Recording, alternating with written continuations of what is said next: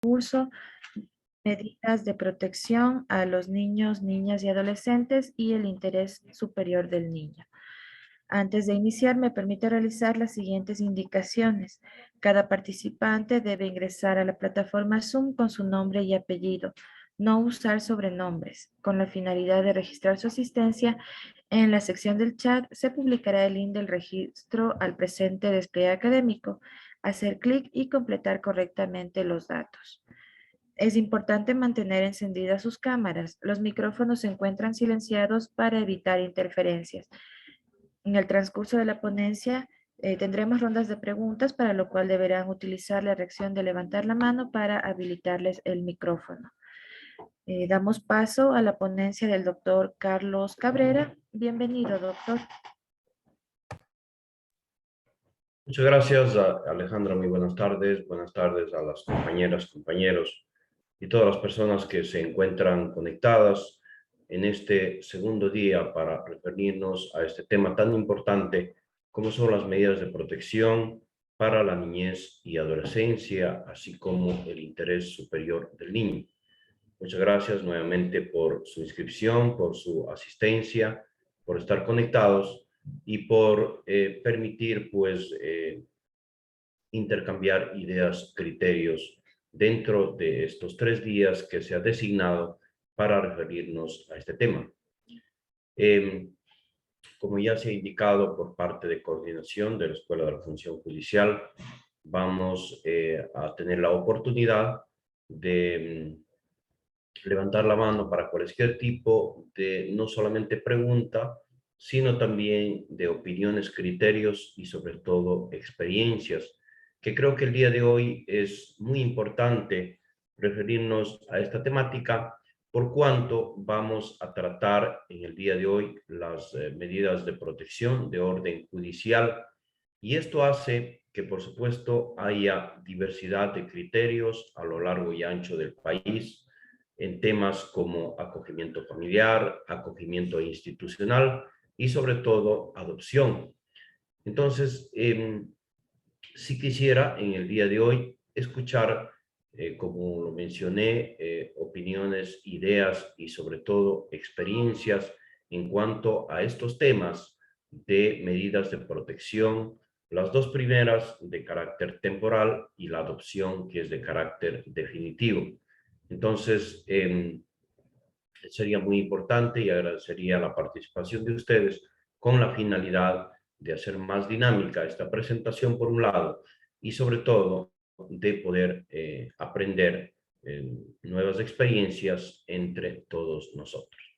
Bien, con estas particularidades entonces damos por iniciada esta nueva ponencia del día de hoy, recordando que estamos frente al desarrollo de las denominadas medidas de protección para el tema de niñez y adolescencia, así como el interés superior del niño. En el transcurso de la primera jornada del día de ayer, habíamos abordado la temática en relación a lo que constituye las medidas de protección, pero desde un punto de vista de la justificación, digamos, para la existencia de las medidas de protección.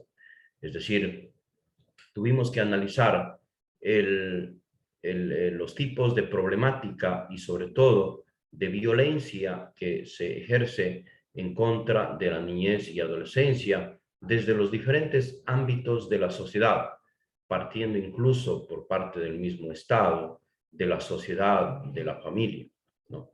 Que son los entes encargados de buscar el bienestar de la niñez y adolescencia, pero sin embargo a través de las acciones u omisiones, sobre todo cuando hablamos de instituciones públicas y claro también de otro tipo de instituciones de carácter privado, hace que realmente no se garantice de manera adecuada los derechos de la niñez y adolescencia.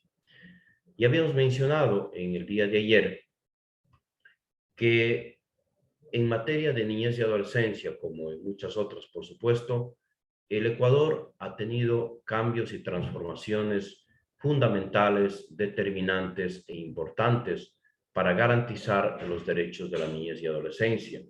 Esto tanto a través de la legislación tanto internacional, de los cuales el Estado es suscriptor de los convenios internacionales, cuanto nacional, sobre todo a partir, decíamos, de la vigencia de la Constitución de 1998, que fue un primer punto de partida para un avance significativo de los derechos de las niñas y adolescencias, sin querer desconocer que antes de aquello, por supuesto, ya se trataba de proteger los derechos, pero de una forma no tan intensa, digamos así, como ha iniciado a partir de 1998, punto de partida, para luego en 2003 crearse el Código Orgánico de la Niñez y Adolescencia, y luego pues dictarse otras leyes importantes, como por ejemplo el COTAD, en donde se crea, entre otras, la Junta Cantonal de Protección de Derechos de la Niñez y Adolescencia, y entonces permite, digamos así, el desarrollo o la aplicación del Código Orgánico de la Niñez y Adolescencia,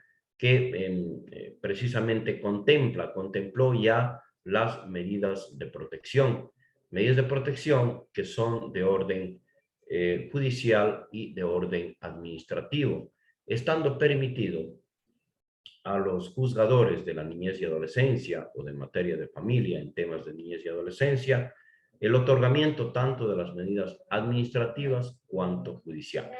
No así, obviamente, de los entes administrativos que únicamente tienen la facultad y la potestad de otorgar las medidas de carácter administrativo, que pueden ser revisadas mediante impugnación o apelación ante los jueces de niñez y adolescencia, debiendo entender que es jueces de familia y quienes tengan competencia en esta materia. Entonces nos habíamos referido a ese tema introductorio a través de un análisis incluso comparativo y a través de un análisis histórico de los derechos de la niñez y adolescencia para concluir indicando en la necesidad primordial de avanzar de una forma mucho más práctica en los derechos de la niñez y adolescencia. En la necesidad también de que el Estado ecuatoriano como tal adopte las políticas necesarias conforme así se han recomendado en varios informes que se han realizado de estudios, sobre todo en temas de violencia de la niñez y adolescencia, lo cual evidentemente han concluido, decíamos, de que es necesario que exista mayores avances, que los derechos de la niñez y adolescencia, pese a que en teoría, digamos, en la ley esté bien definido, esté bien representado, esté considerado adecuadamente, sin embargo, en la práctica resulta un hecho diferente. Entonces, reconociendo ese avance que ha tenido los derechos de la niñez y adolescencia, no queremos dejar pasar el criterio de que es necesario hacer más. Y en esa tarea, por supuesto, de hacer más, estamos inmersos todas las personas, sobre todo funcionarios públicos y de manera especial, quienes somos operadores de justicia en materia de niñez y adolescencia, llámese personas como que ejercemos funciones de jueces, juezas, así como fiscales, así como defensores públicos, defensores privados, órganos administrativos, etcétera. Es decir, todo un conjunto de instituciones y personas que estamos llamados a proteger los derechos de la niñez y adolescencia. Y claro, también las demás instituciones del Estado, las demás funciones del Estado, especialmente el Poder Ejecutivo, que tiene las facultades de trazar las políticas en temas de niñez y adolescencia y buscar cada vez mejorar de manera adecuada para garantizar precisamente este derecho. Nos habíamos referido también al interés superior del niño en el día de ayer, y habíamos abordado, digamos, varias temáticas para entender que el interés superior del niño no debe servirnos únicamente para inspirar nuestras decisiones o para considerar que los derechos de la niñez y adolescencia están por encima o la niñez y adolescencia tiene derechos adicionales a las demás personas, que puede ser parte de aquello, sí, pero básicamente debemos entender que el interés superior del niño es aquello que nos obliga a las autoridades judiciales, a las autoridades administrativas, a tomar las medidas, a tomar las decisiones, a realizar acciones, ¿no es cierto?, en favor de la niñez y adolescencia. Entonces, en este camino que se ha trazado en la República del Ecuador a través de las diferentes leyes, a través de las diferentes instituciones, debemos todos pues propender a garantizar de una forma mucho más adecuada los derechos de la niñez y adolescencia. Una de esas formas, obviamente, de evitar, de suspender la violación de derechos de la niñez y adolescencia es precisamente a través de las medidas de protección, que es el tema que hemos estado analizando, y dentro de la clasificación, que también lo realizamos luego de ver varios conceptos, definiciones de lo que constituyen las medidas de protección, hemos realizado una clasificación de las mismas para establecer, sobre todo en la clasificación que nos interesa, que son las medidas de orden judicial y las medidas de orden administrativo. Entonces, en esta clasificación, en estos 2 días que nos sobran, en el día de hoy y el día jueves, vamos pues a tratar precisamente sobre las medidas de protección, tanto de orden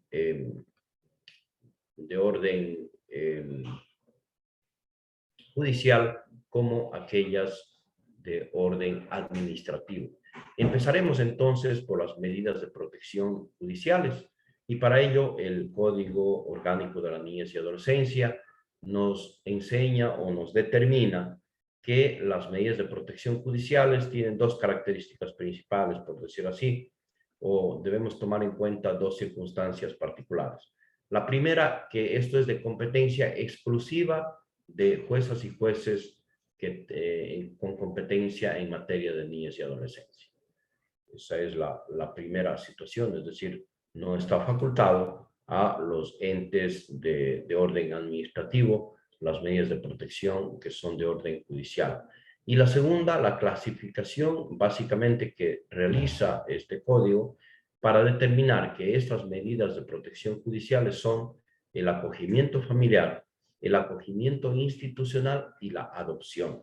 Entonces nos vamos a referir a estas 3 formas o estas 3 medidas de protección judicial contempladas en nuestra legislación para establecer cuál es el concepto, cuál es la definición, el objetivo y sobre todo cuál es el trámite, los requisitos de cada uno de ellos, dando sobre todo una visión de entender la importancia de estas medidas de protección en cuanto al acogimiento familiar y acogimiento institucional.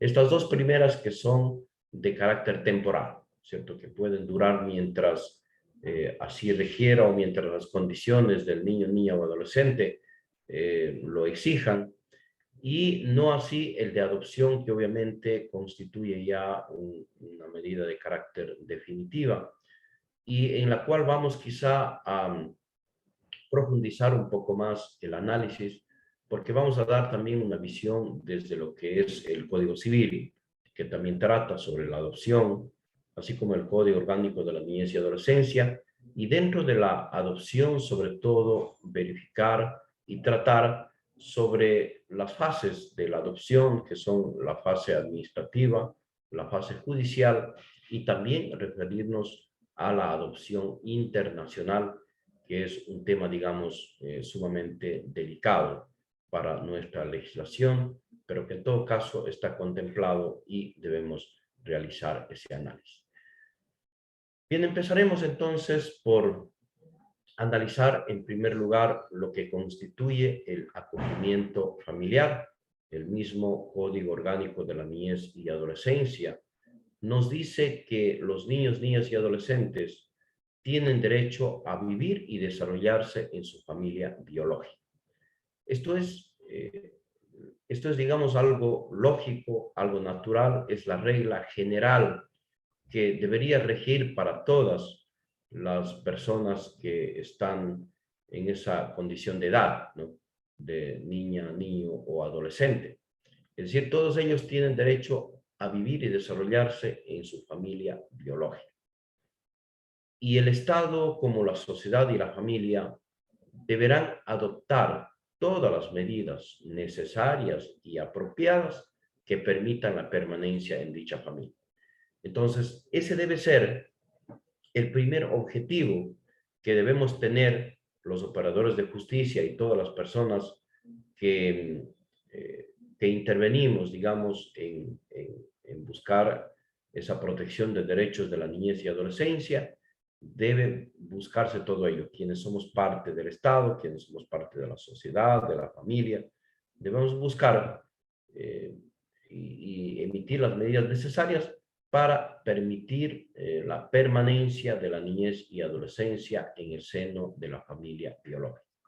Pero claro, excepcionalmente, y cuando aquello no sea posible, o cuando resulte contrario al interés superior del niño, entonces aquellas personas, niños, niñas y adolescentes, tienen derecho a otra familia, pero de conformidad con la ley, ¿no?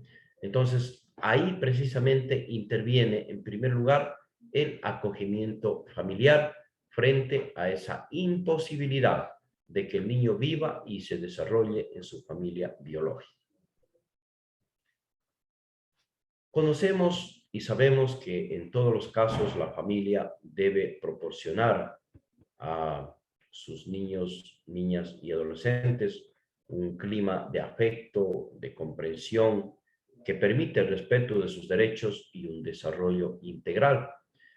Entonces, si obviamente es bajo la premisa general, digamos, o bajo la regla general de que el niño debe desarrollarse en su familia biológica o de que se dé un acogimiento en otra familia, ¿no? Siempre debe buscarse el respeto de sus derechos y su desarrollo integral. Entonces, ¿qué entendemos por acogimiento familiar?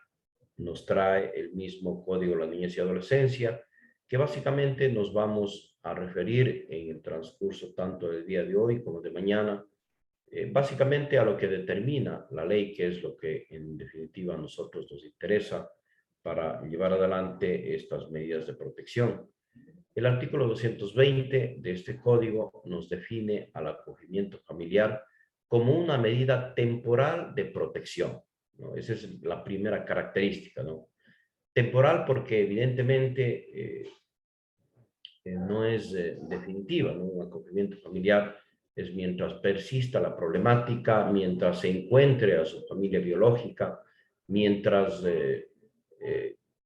no sé, se emancipa el adolescente o mientras es adoptado. Es decir, hay varios temas que ya vamos un poco más adelante a ir detallando con más precisión. Pero lo primero que tenemos que tener en cuenta entonces que es una medida temporal y que obviamente es el juez o jueza quien tome la decisión de dar el acogimiento familiar, quien también tome la decisión contraria, es decir, de terminar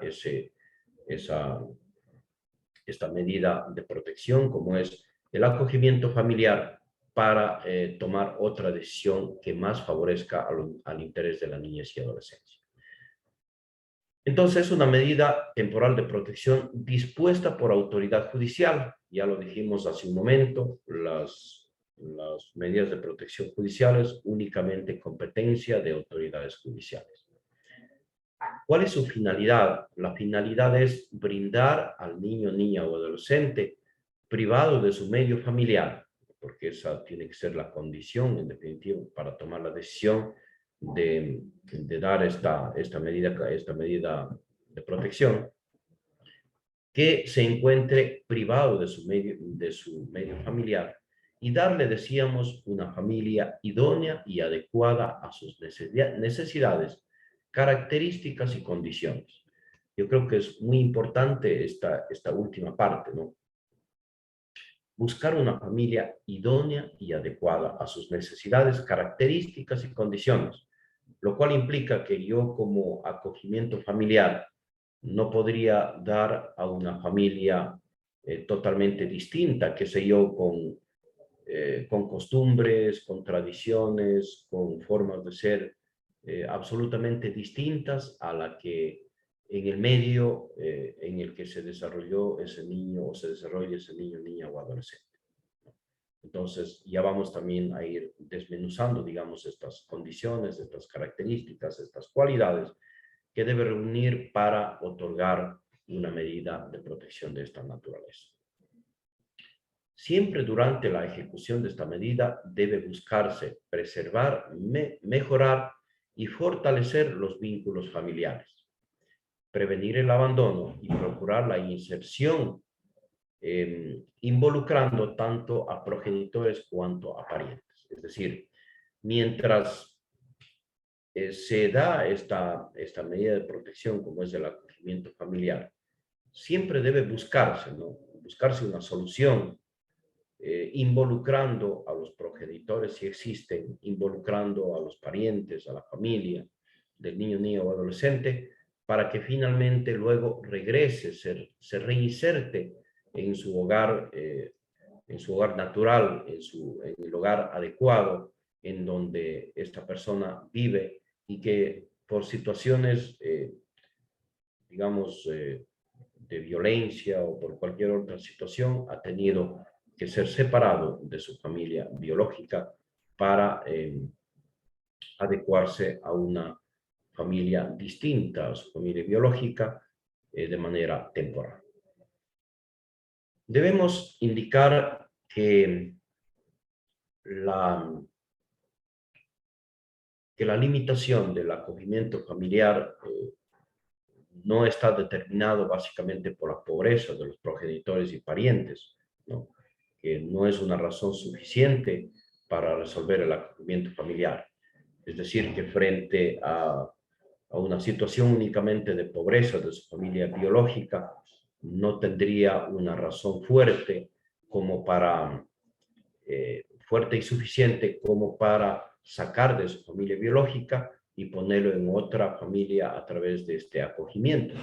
Porque evidentemente, como ya hemos mencionado el día de ayer y obviamente lo reiteramos, es el Estado incluso quien tiene la obligación, porque constitucionalmente están garantizados los derechos de las niñas y adolescentes. Entre esos derechos está obviamente a la alimentación, a la salud, a la educación. Entonces, gran parte de ello es obligación del Estado y el Estado tendrá que buscar de qué forma, ¿no? Disminuye esos ámbitos de pobreza, desnutrición, etcétera, de la niñez y adolescencia, pero no constituye de ninguna forma la pobreza una limitante, digamos, para que se pueda dar un acogimiento en otra familia. Entonces, ¿cuáles son las condiciones del acogimiento familiar? Debe cumplir para que se dé el acogimiento familiar las siguientes condiciones.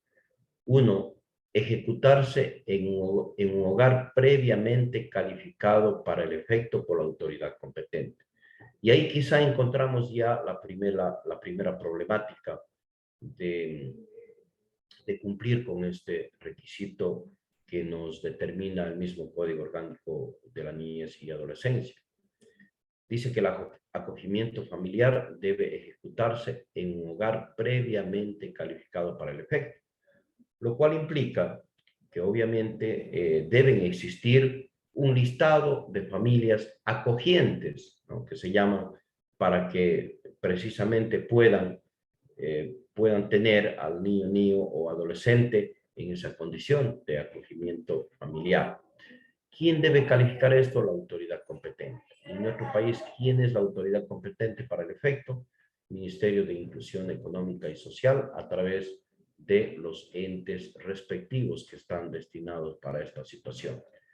¿Y por qué digo que ahí está básicamente el primer problema? Porque lamentablemente, yo creo que en la mayoría de las provincias y sobre todo cantones del Ecuador no existe un listado actualizado de calificación de familias acogientes para este efecto.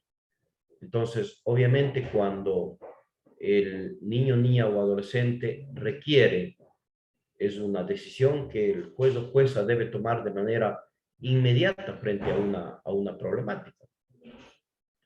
Y si no es este acogimiento familiar, obviamente debería ser el acogimiento institucional, lo cual ya constituye, digamos, un poco, ya es un poco más grave, ¿no? De que se dé el acogimiento institucional. Pero en todo caso, cualquiera de las dos decisiones, el juzgador lo debe tomar de manera inmediata, porque en el caso de abandono de niñas, niños o adolescentes, por ejemplo, debe tomarse una decisión inmediata para ver en dónde va a permanecer ese niño, niña o adolescente. Hace algunos años, cuando ejercía las funciones de juez de la niñez y adolescencia en el cantón Troncal de la provincia del Cañar, por ejemplo, hubo uno de los casos, y sé que hay, por supuesto, muchísimos de esta naturaleza, de que el padre había cometido femicidio en contra de la madre y quedó un niño o niña, no recuerdo bien, pero recién nacido, no sé, un mes, 2 meses, no más, de muy corta edad. Y obviamente frente al delito cometido por el padre, la madre muerta y el padre preso, este niño de 2 meses, ¿no?, requería una decisión urgente para saber qué es lo que se debe hacer con este niño, ¿no es cierto? ¿Dónde lo ubico a este niño? ¿Hago uso del acogimiento familiar? ¿Hago uso de una casa de acogida para tramitar un acogimiento institucional? ¿Lo entrego a una familia más cercana? ¿Lo entrego a una persona que así quiera hacerlo de buena voluntad? Tengo que buscar en ese momento una familia acogiente calificada para realizar aquella situación, es decir, para realizar el acogimiento familiar. Realmente son varias preguntas que podrían no tener respuestas, pero el juzgador tiene que tomar la decisión inmediata, ¿no? Y lo primero que se le debe ocurrir, obviamente, es buscar un acogimiento familiar en los parientes más cercanos de la niña, niño o adolescente, para tratar de ver, para tratar de realizar un acogimiento familiar que favorezca a sus derechos y que pueda permitir un desarrollo integral y que pueda, sobre todo, permitir la supervivencia en el caso que les he mencionado. En este caso, bueno, no tuve yo el caso como juez, pero conocí que se había dado a una familia cercana en un acogimiento familiar hasta verificar pues cuál era la situación o hasta ubicar a otro familiar que esté más cercano, en mejores condiciones, etc. Hubo también un caso en este mismo ámbito cuando ejercía las funciones de juez de primer nivel, de que dos niños, un niño y una adolescente, no recuerdo bien, la niña creo que tenía 5 o 6 años y la adolescente 12 o 13 años. Estos realmente vivían únicamente con el abuelo. Los padres, el uno creo que estaba fallecido, el padre no existía y vivía únicamente con el abuelo, vivían estos dos niños. Lamentablemente el abuelo había intentado abusar de la adolescente y por supuesto se vio la necesidad de sacarle de este lugar a las niñas, a la niña y al adolescente, y buscar otro lugar.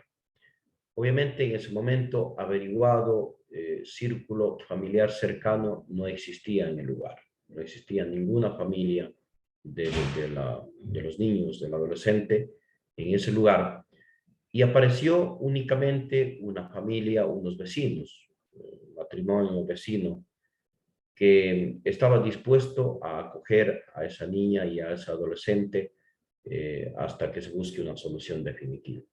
Claro, esa familia no estaba calificada por la autoridad competente, no era familia acogiente, pero en definitiva se tomó la decisión de entregar como acogimiento familiar a, a estas personas que de buena voluntad querían hacerlo y que incluso, como vamos a ver un poco más adelante, esas personas tienen derecho de que la familia directa aporte con una pensión económica para el desarrollo para la alimentación, para la supervivencia de los hijos, de los niños que estaban en su poder.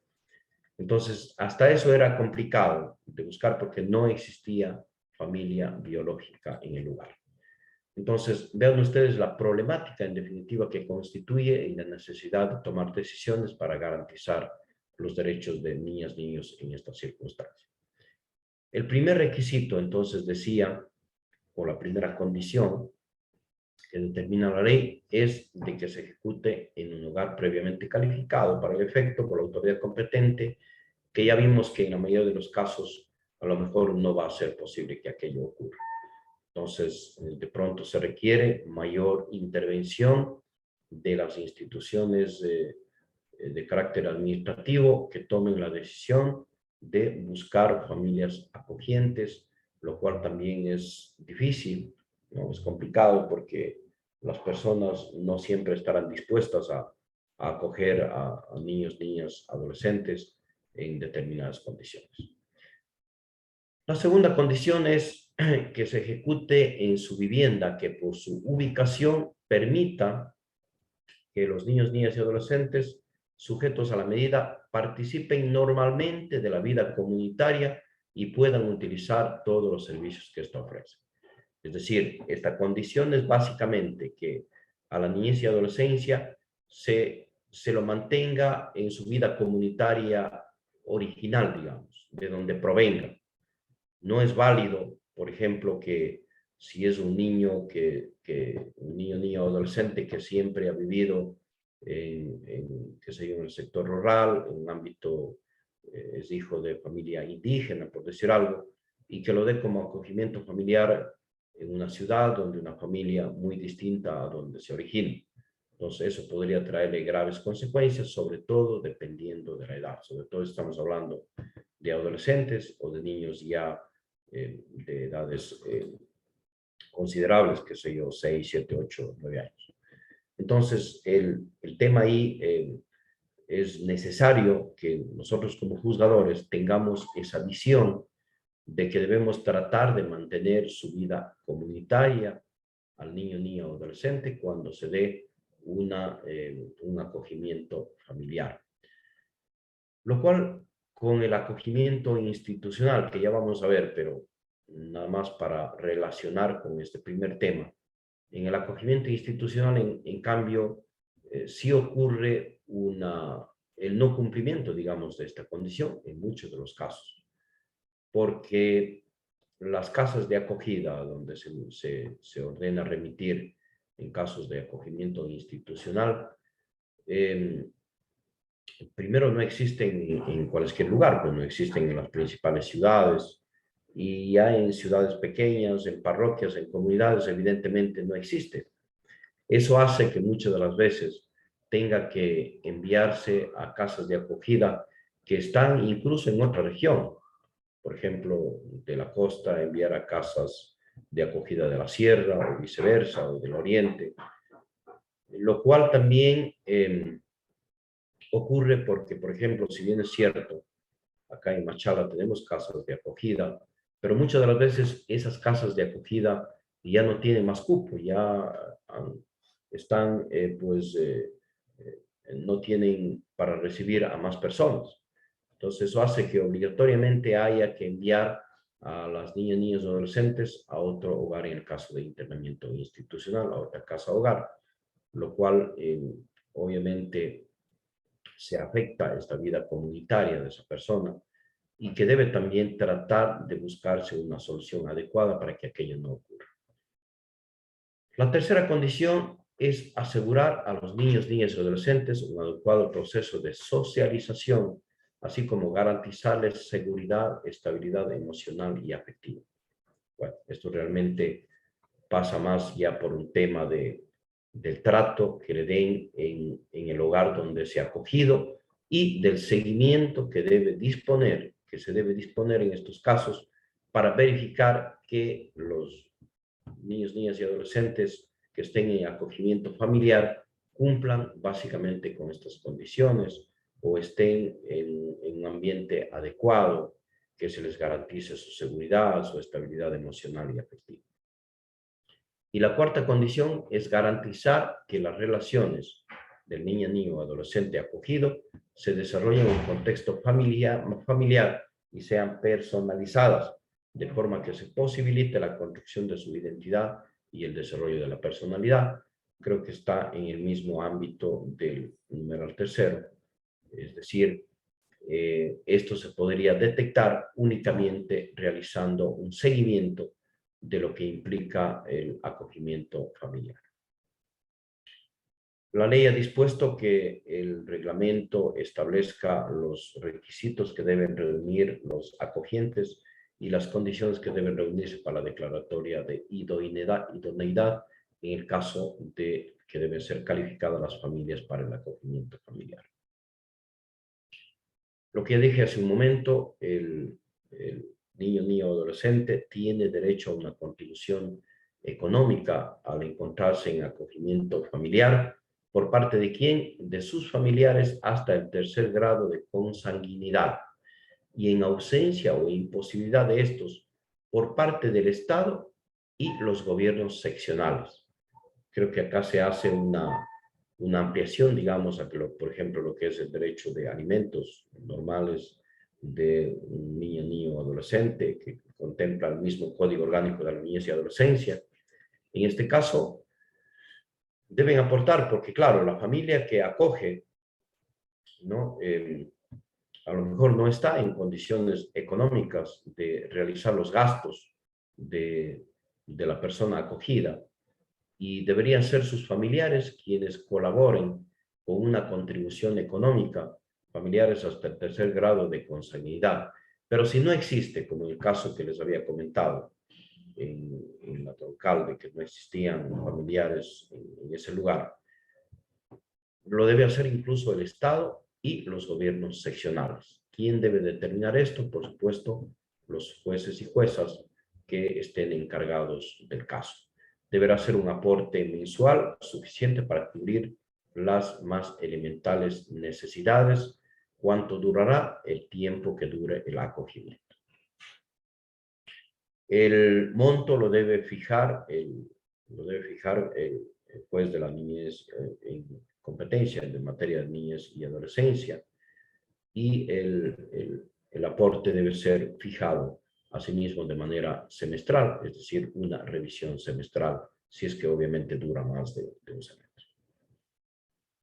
¿Quiénes son los ejecutores del acogimiento familiar? Se ejecuta a través de las familias registradas, como ya dijimos, en una entidad autorizada para realizar estos programas. Esta entidad debe cumplir estándares generales y debe presentar un programa de formación para las personas y familias acogientes. Es decir, el Ministerio de Inclusión Económica y Social debe formar a las familias acogientes para que estén capacitadas para acoger a niñas, niños y adolescentes bajo esta modalidad, sobre todo teniendo en consideración que lamentablemente a las personas que se den en acogimiento familiar es porque obviamente están sufriendo de algún tipo de violencia o se han suscitado ciertas situaciones que deberán tener, digamos, mucho cuidado en su desarrollo, en su crianza, etc. Entonces, es un asunto bastante complejo en todo caso, que el Estado debe garantizar que la familia acogiente esté de alguna forma preparada para aquello. La ley también establece la prelación para el acogimiento familiar, es decir, a quién debe preferirse, ¿no es cierto? En primer lugar, para otorgar el acogimiento familiar. Y tiene el siguiente orden de prelación. 1. La familia a la cual ambos progenitores, o el padre o la madre, según quien ejerza la potestad, haya entregado al niño o adolescente para su cuidado y crianza. Es decir, la familia de ambos progenitores, del padre o la madre. En segundo lugar, una familia que garantice la protección y desarrollo integral, preferentemente de su etnia, pueblo o cultura. preferentemente, porque claro, acá tenemos que ir dando prioridades, ¿no?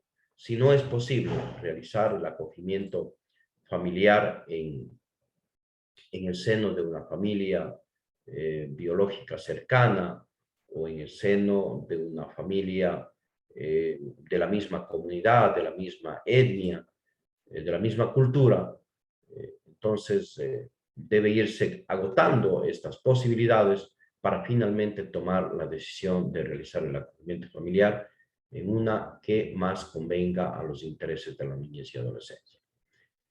Todas las personas a quienes se encomiende el cuidado y protección de un niño, niña y adolescente en acogimiento deben, como ya dijimos, estar inscritas en el programa que proporcionará la capacitación necesaria.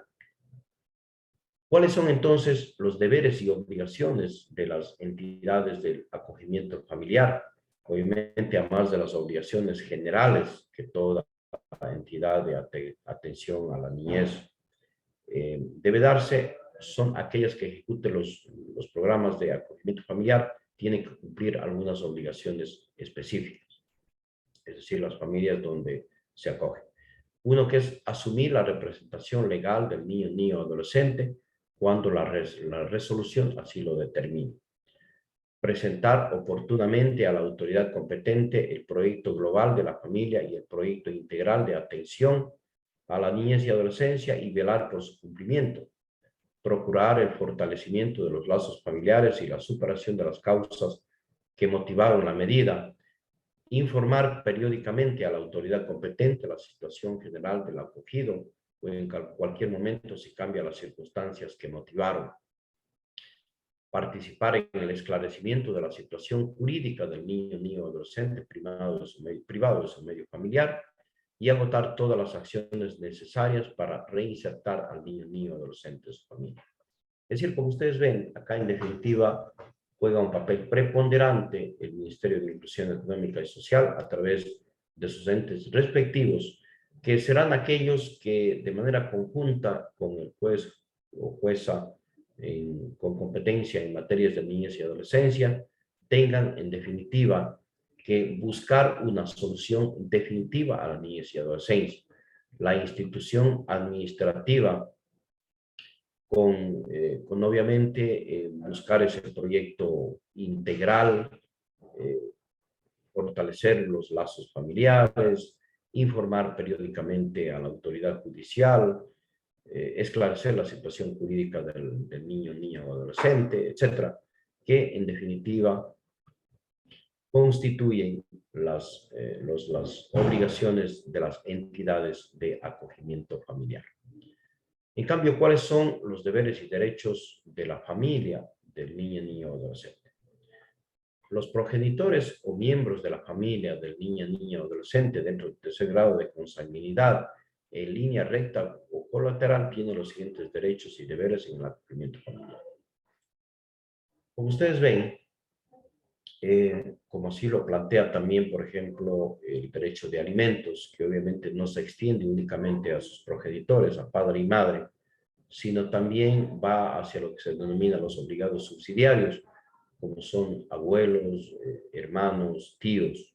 Acá en este caso, en el acogimiento familiar, la responsabilidad lo hace extensivo la ley hacia los progenitores, y si no es posible los progenitores, a los miembros de la familia hasta el tercer grado de consanguinidad, quienes tienen deberes y derechos en el acogimiento familiar. ¿Cuáles son estos? Operar en las decisiones que afecten al niño, niño o adolescente acogido. Participar en la determinación de los aspectos generales en que la familia se propone cambiar para mejorar las relaciones al interior de la familia y contribuir para su cumplimiento.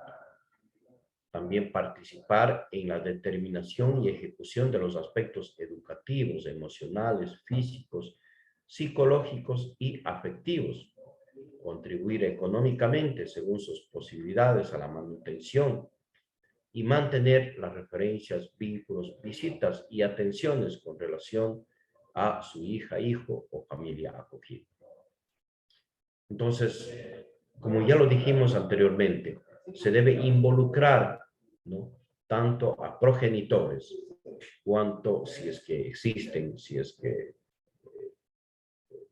están en ese lugar, como a la familia para que se incluyan en la vida del niño o adolescente acogido a través de las diferentes formas, contribución económica, a través de mantener las referencias, las visitas, las atenciones, de participación en los actos de ejecución, en aspectos generales, etc. Es decir, se amplía en definitiva los derechos también a la familia del niño acogido. En cambio, ¿cuáles son derechos y responsabilidades de la niñez y adolescencia acogida? Básicamente son las siguientes. Primero, ser informado de la naturaleza de la medida y expresar su opinión para el acogimiento. Claro, ello según su desarrollo evolutivo, ¿no? Si es que lo puede hacer. Entonces, si es que tiene ya una edad considerable, debe ser informado, ¿no? El porqué de la medida y para que exprese su opinión al respecto, si está o no está de acuerdo. También tiene el derecho y la responsabilidad de recibir a las personas que lo acogen, cuidado y atención, recibir de las personas que lo acogen el cuidado y la atención adecuados. También participar en la ejecución del proyecto de vida que comprenda todas las áreas de su desarrollo integral. Obviamente, esto también determinado si es que lo puede hacer, ¿no? Dependiendo la edad. Y guardar respeto y colaborar con la familia acogiente y entidad autorizada para el cumplimiento de los objetivos. Veamos ahora cuáles son las causas para la terminación del acogimiento familiar. El acogimiento familiar termina por 4 causas.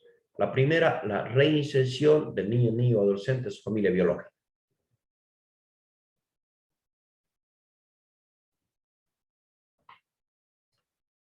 Recordemos lo que yo dije hace un momento. El juez o jueza que dé un acogimiento familiar, así como las entidades de acogimiento, tienen que buscar por todos los medios ubicar a la familia biológica y propender a una reinserción. Si esto ocurre, el juzgador debe decidir la reinserción a su familia biológica y con eso habrá terminado el acogimiento familiar. La adopción del niño o adolescente, ¿no? Si es que ya se da el acogimiento familiar, si es que no es posible ubicar a su familia, podría luego decaer en un acogimiento institucional y podría, en cualquiera de los dos casos, en acogimiento familiar o institucional, incluso declararse en adoptabilidad. Entonces, si es que aquello ocurre, si es que se da la adopción, obviamente termina el acogimiento familiar. El tercero, si se produce la emancipación legal del acogido por las causas que establece al respecto del Código Civil. Y el 4, por resolución de la autoridad que dispuso la medida. Resolución de dar por terminado puede ser por diferentes causas, ¿no?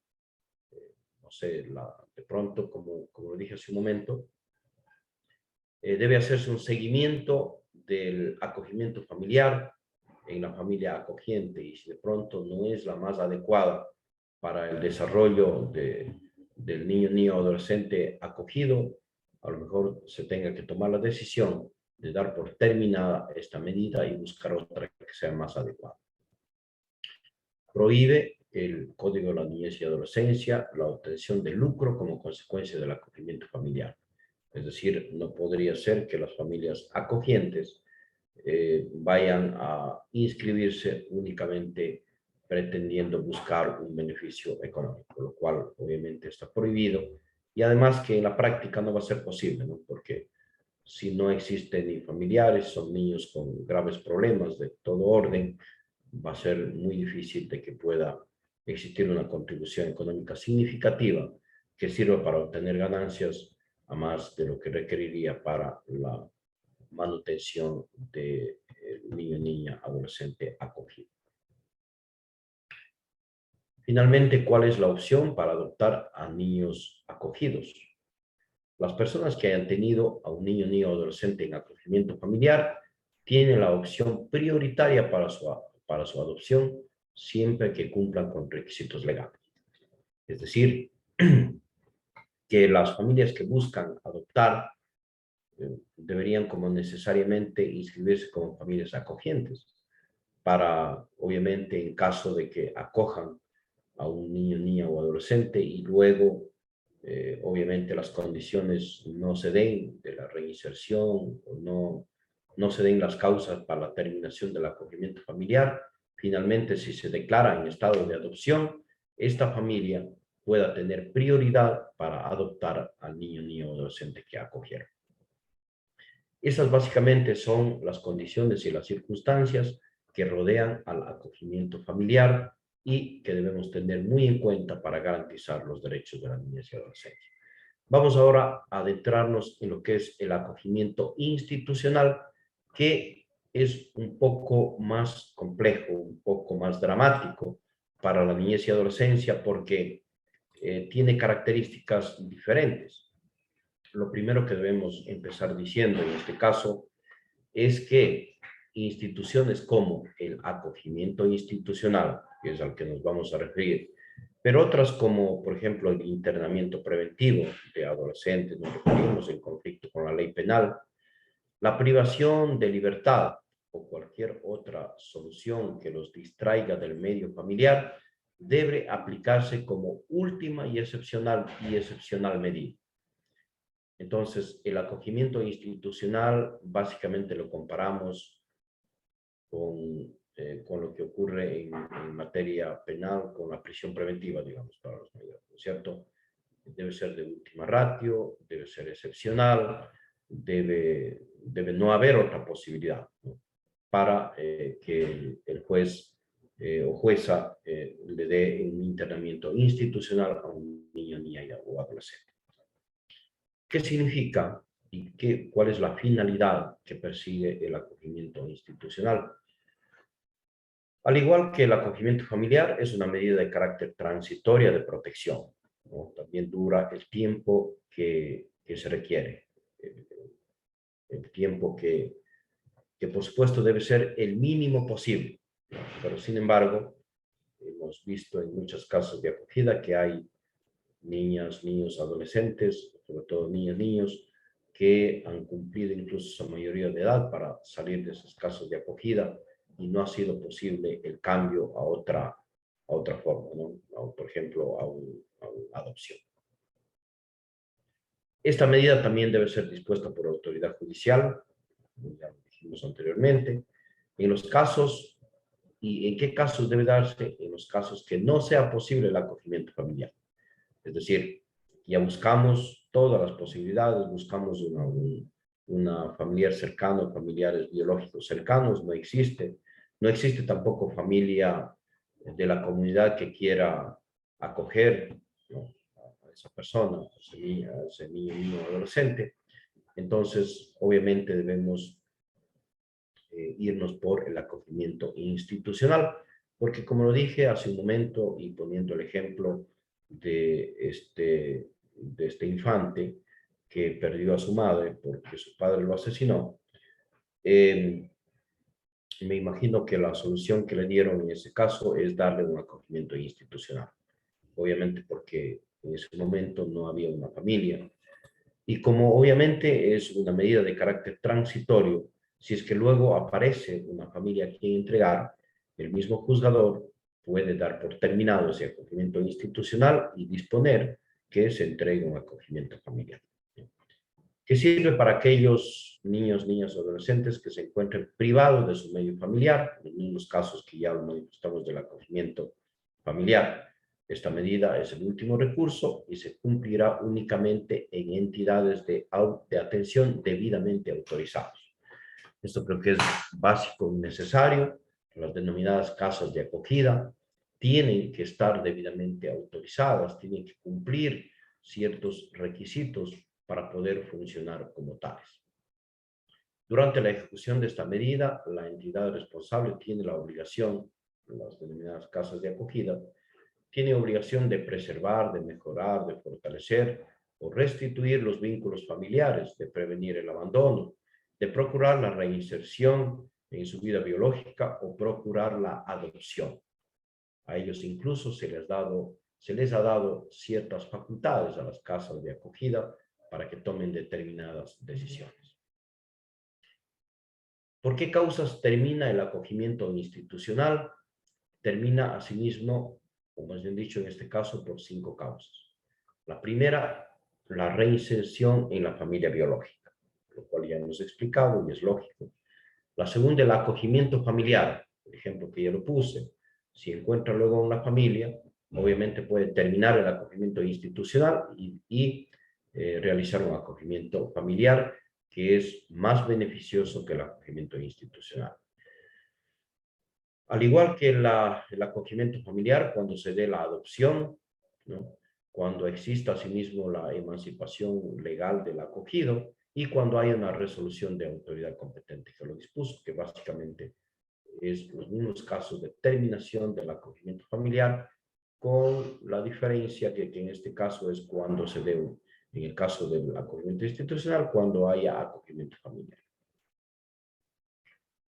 Y para terminar este tema debemos decir que son aplicables para el acogimiento institucional todas las disposiciones del acogimiento familiar pertinente, que ya lo habíamos mencionado para este tema, especialmente las que se refiere a la limitación por pobreza, a la contribución económica, a deberes y obligaciones del acogiente, deberes y derechos del niño, su familia, así como la prohibición del lujo. Es decir, todo lo que ya dijimos se aplica también para el acogimiento institucional, que como lo había manifestado, tiene que ser de última ratio, tiene que ser cuando no exista otra forma, en definitiva, de buscar precautelar los derechos de la niñez y adolescencia.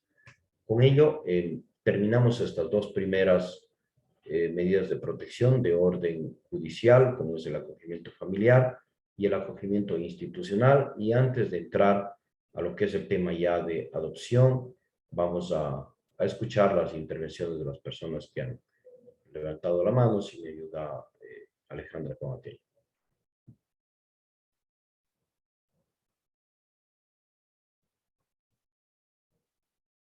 Hola, no sé si me escucha de la Escuela de la Función Judicial.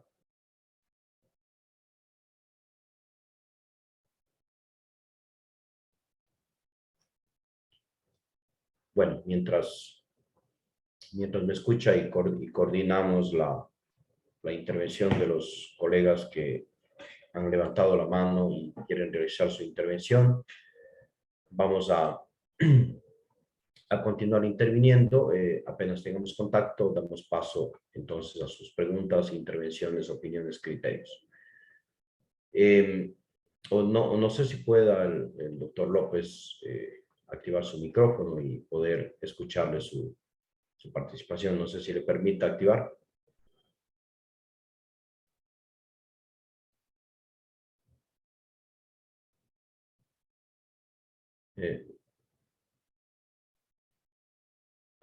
Correcto, no permite. Listo. Entonces, en cuanto tengamos ya a la compañera que hace la coordinación, le damos paso. Bien, vamos ahora entonces vamos a dar paso al siguiente tema, que es la adopción. Creo que este es la medida de protección que más complicaciones puede tener por sus condiciones, por su característica y sobre todo por la historia, digamos, que se ha manejado en nuestro país la adopción. Se han escuchado muchísimos criterios, inclusive de orden negativo en cuanto a esta institución que está venida menos. Recién en el año 2021, es decir, el año anterior, se dieron algunos datos que apenas el 13% de los niños que viven en casas de acogida han sido calificados como adoptables. Y se dice que solo hay familias calificadas para 1/3 de ellos, que las parejas atraviesan largos procesos que fácilmente pueden durar más de 2 años para que finalmente se dé una adopción. Yo tengo entendido que, como os he dicho, de las reuniones, de las varias reuniones que se han hecho, algunas de aquellas he tenido la posibilidad de asistir, particularmente sobre el tema de adopciones. Y se han adquirido, se han asumido pues ciertas, ciertas formas de acortar ese largo tramo que implica la adopción. Porque como ya vamos a ver, la adopción contiene dos fases, una fase administrativa y una fase judicial. La fase judicial realmente no tiene mayores complicaciones, no debería tener mayores complicaciones porque la ley establece de manera clara cuál es el procedimiento, qué es lo que debe realizarse, cuáles son los términos y todo lo demás. Y el problema muchas de las veces recae en la fase administrativa. Entonces, lo que se ha propendido, lo que se ha acordado es que en las dos fases la adopción no debería durar más allá de 6 meses para que tenga una efectividad y para que obviamente pueda ejecutarse esta adopción en la legislación ecuatoriana. Sin embargo, no sé realmente, desconozco las cifras actuales o las condiciones actuales del trámite de adopción, si se está cumpliendo este tiempo o por lo menos se ha reducido el tiempo, que es lo que debemos propender a toda costa. Entonces, visto así esta problemática de la adopción, vamos a establecer cuál es la finalidad de la adopción. La adopción tiene por objeto garantizar a una familia idónea, permanente y definitiva, ¿no? Esta es la condición, la diferencia radical en definitiva con las dos medidas de protección anteriores. El objeto acá es garantizar una familia idónea, permanente y definitiva al niño, niño o adolescente que se encuentre en aptitud social y legal para ser adoptado, ¿no? Esa es la finalidad que nos propone el Código Orgánico de la Niñez y Adolescencia, mismo que además nos dice que en nuestra legislación la ley admite solamente la adopción plena, ¿no? Hay otras legislaciones que pueden admitir otro tipo de adopciones, quizá temporales o de alguna otra naturaleza. Sin embargo, nuestra legislación permite únicamente la adopción plena, es decir, la definitiva, la total, en virtud de la cual se establece entre él y los adoptantes y el adoptado todos los derechos, atributos, deberes, responsabilidades, prohibiciones, inhabilidades e impedimentos propios de la relación parento-filial. En consecuencia, jurídicamente, el hijo adoptivo se asimila o es igual en todo al hijo consanguíneo. Recuerden ustedes que nuestra legislación en años anteriores hacía incluso una diferenciación a los tipos de hijos, ¿no? Habían diferentes tipos de hijos, pero actualmente ya esa diferencia ha quedado de lado porque la Constitución y la ley reconoce únicamente cuando hablamos de biológicos, ¿no? De hijas e hijos, nada más, sin tener la condición o circunstancias en las que se encuentran sus padres. Y el hijo adoptivo obviamente debe constituir un hijo más, claro, con la diferencia de que es a través de una adopción, pero con todos los derechos y obligaciones que ello implica para el hijo o hija adoptivo. La adopción, por supuesto, extingue el parentesco entre el adoptado y los miembros de su familia de origen, porque recuerden ustedes que entre los requisitos para la adopción, obviamente, es la privación de la patria potestad y básicamente luego de ello ya se extingue el parentesco que existe entre su familia biológica y el adoptado para que pase a formar parte de la nueva familia. No obstante ello, quedarán subsistentes los impedimentos matrimoniales que afectaban al adoptado por causa de las relaciones de parentesco extinguidas, ¿no? Por ello es necesario, como decía, de que la adopción debe quedar constancia, digamos así, de que efectivamente es una adopción, sobre todo en este caso por los impedimentos matrimoniales, en la relación del parentesco extinguido, es decir, del parentesco familiar. Vamos a ver vamos a hacer una visión desde el Código Civil, que también nos habla de la adopción, para determinar, en definitiva, de qué forma trata el Código Civil a la adopción.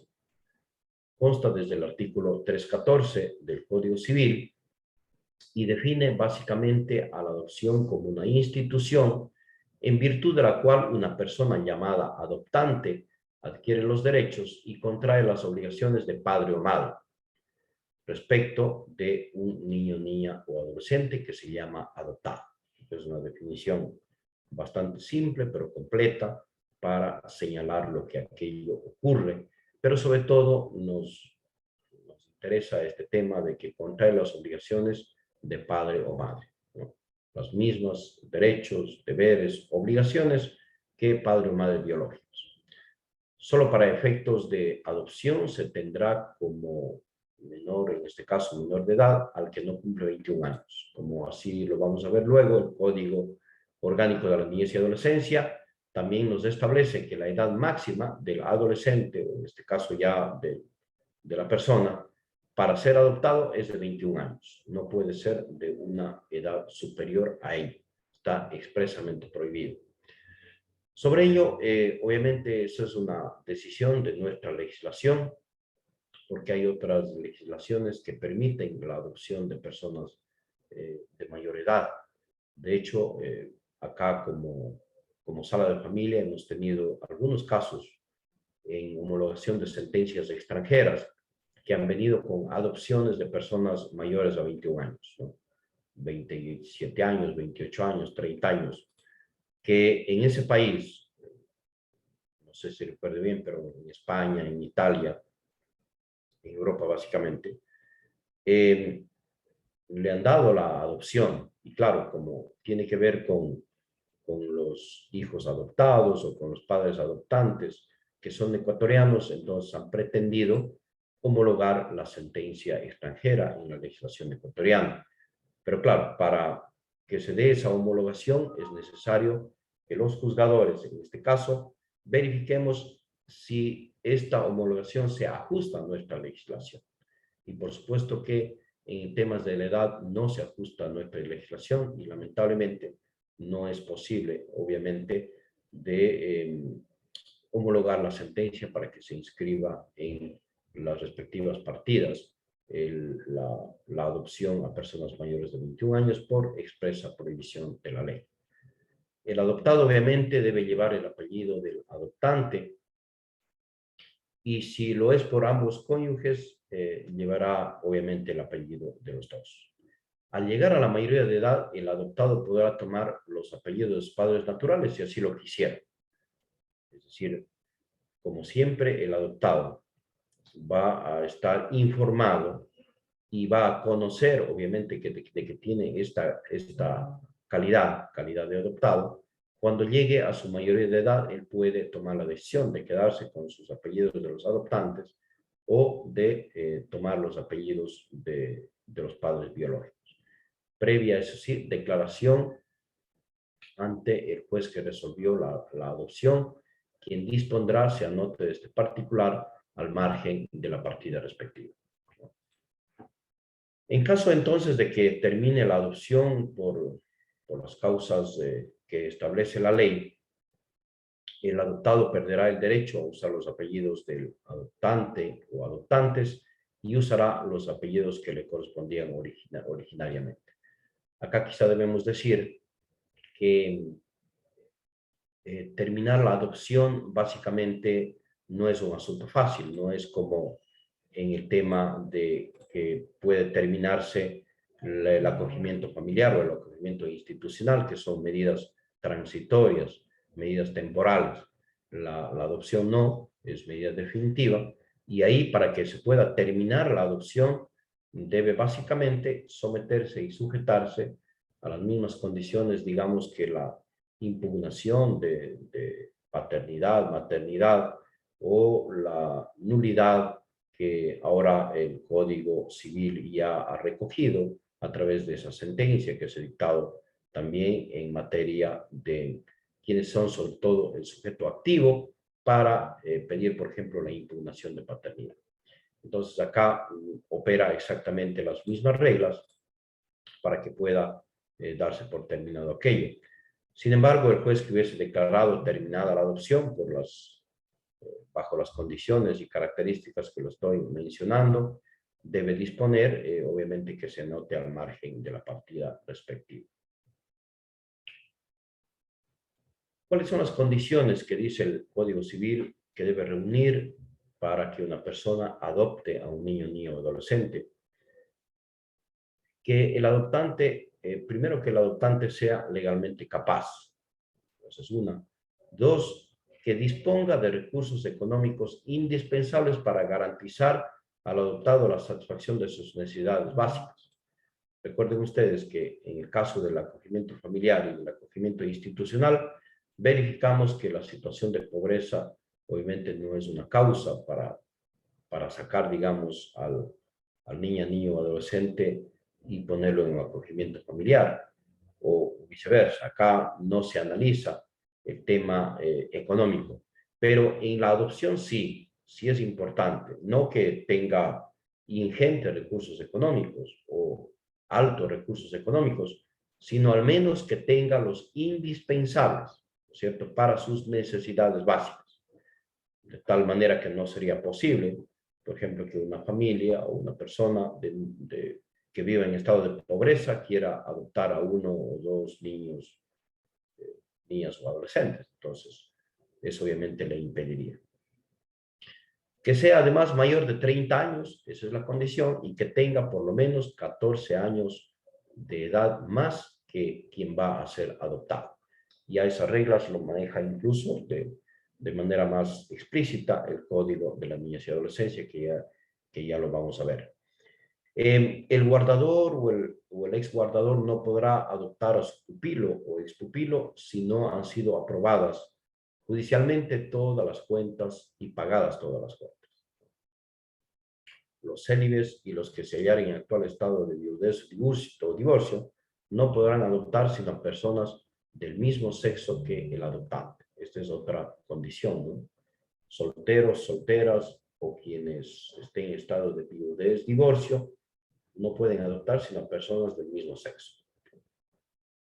Sin embargo, previo informe favorable de la Unidad Técnica de Adopciones del Ministerio de Inclusión Económica y Social, se exceptúa a las personas que teniendo una diferencia de edad de 40 años como mínimo en relación con quien desea adoptar y goce de buena salud física y mental y prueben su identidad moral, cultural y económica, puede hacer. Esta es la excepción, digamos, a esa regla que acabamos de mencionar, de que no podrán adoptar sino a personas del mismo sexo. Las personas casadas sí pueden adoptar indistintamente a personas de uno u otro sexo, haciéndolo eso sí de común acuerdo. En cuanto a la limitación de la edad impuesta, se tomará en cuenta, obviamente, la edad, lo dice el Código de la Niñez y Adolescencia, del menor de aquellos. Nadie puede ser adoptado por dos o más personas, salvo el caso contemplado para los casados, ¿no?, que son las dos únicas personas que pueden adoptar, pero personas, por ahora al menos, diferentes personas no pueden adoptar, que no sean casados o tengan unión de hecho, no pueden adoptar a un niño, niña o adolescente. Además, para la adopción se necesita la voluntad del adoptante y el consentimiento de los padres del adoptado, si existieran, ¿no?, si estuvieran presentes. Si uno de los padres ha muerto o está impedido de manifestar su voluntad, el consentimiento del otro será suficiente. Si están separados o divorciados, basta de aquel que tenga la patria potestad, con aprobación de la Unidad Técnica de Adopciones y previo conocimiento de causa, mandando a ir al otro que demuestre su conformidad o disconformidad con el acto de adopción. Son algunas de las condiciones, en definitiva, que establece el Código Civil para la adopción. La solicitud de adopción debe elevarse ya, obviamente hablamos en la fase judicial, al juez con competencia en materia de niñez y adolescencia de la jurisdicción del adoptante, ¿no?, quien procederá en la forma prevista en el Código Orgánico de la Niñez y Adolescencia. La decisión que tome este juzgador sobre la solicitud de adopción debe inscribirse en el registro civil y debe hacer constar el número de hijos o hijas que tenga el adoptante. La adopción, como ya lo hemos dicho, producirá sus efectos entre el adoptante y el adoptado y respecto de terceros desde la fecha de inscripción en el registro civil. Además, el adoptado debe continuar perteneciendo a su familia natural, donde conserva todos sus derechos. Los padres que consientan en la adopción pierden la patria potestad que pasa al adoptante. Claro, acá recordemos que incluso los padres pueden consentir y pueden voluntariamente dar a sus hijos en adopción, ¿no? Y en otros casos, obviamente, es por situaciones en donde, por ejemplo, la falta temporal o falta total de los padres, obviamente, en ese caso no podrían dar ningún consentimiento, pero sí, obviamente, en determinados casos donde los padres pueden consentir. En este caso, saben ellos que pierden la patria potestad, la misma que pasa a los adoptantes.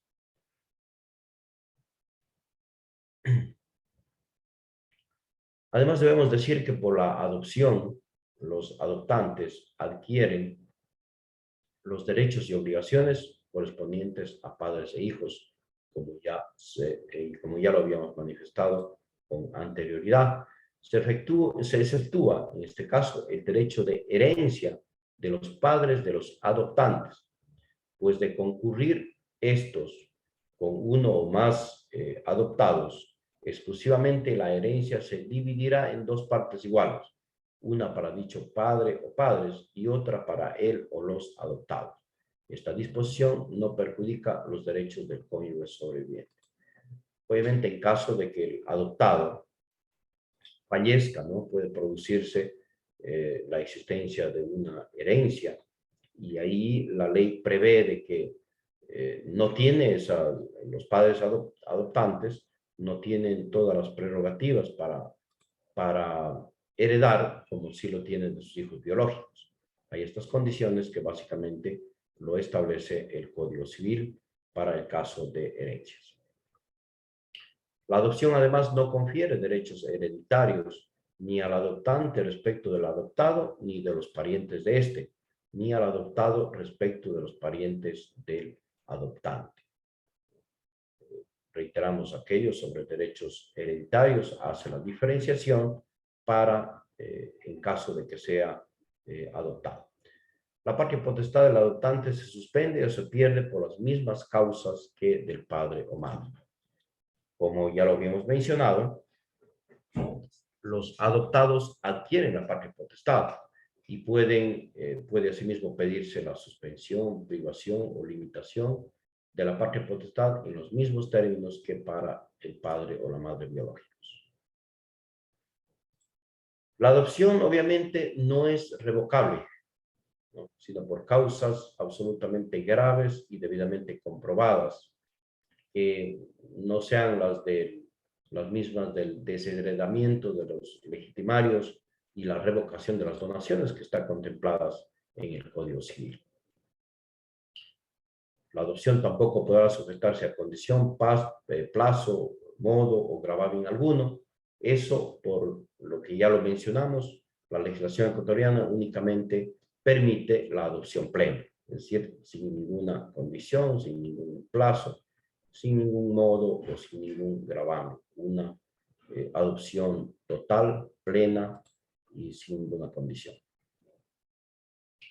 Las acciones sobre validez, nulidad y terminación de la adopción se regirán por las disposiciones del Código Orgánico de la Niñez y Adolescencia. Finalmente, el Código Civil establece que, terminada la adopción, el ex adoptado con sus derechos y obligaciones se reintegrará a su familia natural y a falta de esta será colocado en un hogar adecuado o en una de las instituciones de protección previo informe favorable de la Unidad Técnica de Adopciones del Ministerio de Inclusión Económica y Social. Esto entonces con relación a lo que tiene que ver una visión hacia el Código Civil de la adopción. Pero obviamente nos tenemos que centrar un poco más en lo que determina el Código Orgánico de la Niñez y Adolescencia, que nos habla también sobre la adopción y que básicamente nos vamos a referir a los principios de la adopción. ¿Cuáles son los principios de la adopción? El primero, que se recurrirá a la adopción cuando se hubieran agotado todas las medidas de apoyo familiar y de reinserción familiar, lo que ya lo dijimos hace un momento, de última ratio, ¿no? Que es,